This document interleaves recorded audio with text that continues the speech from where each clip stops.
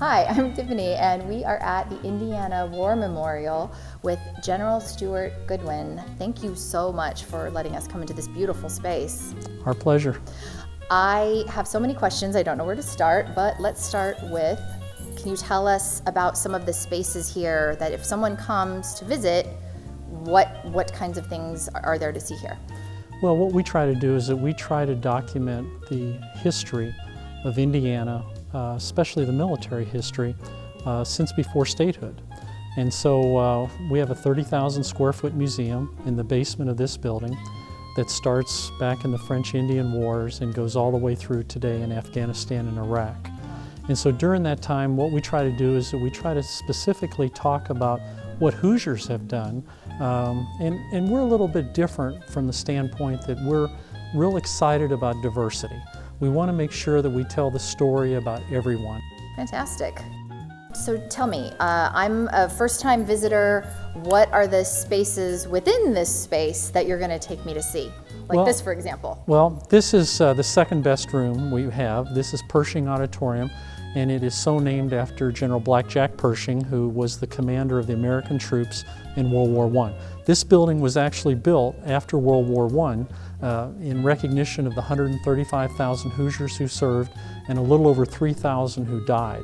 And it was built from 1926 to 1933 at the cost of $2.2 million. And just to put that into perspective, a gallon of milk cost a nickel during this time. So we're talking about real money. This is the second best room, as we said, but probably the room that we would ask everybody to come and see is just above us in the shrine room. There were 6 countries who fought in World War I for the Allies: the United States, Belgium, Italy, Serbia, UK, and France.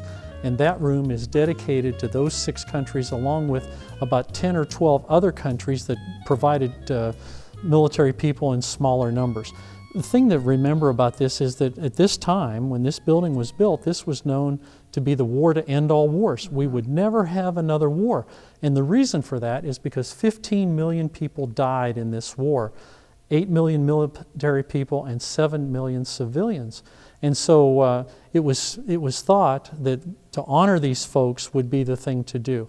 There's no other state that has anything like this. We manage 24 acres of property, and when you count all of the acreage in Indianapolis to include Crown Hill Cemetery, Military Park, there's no other city in the United States that has more acreage honoring veterans than Indianapolis, Indiana, and we're second only to Washington, D.C. in the number of monuments that we have to honor our veterans.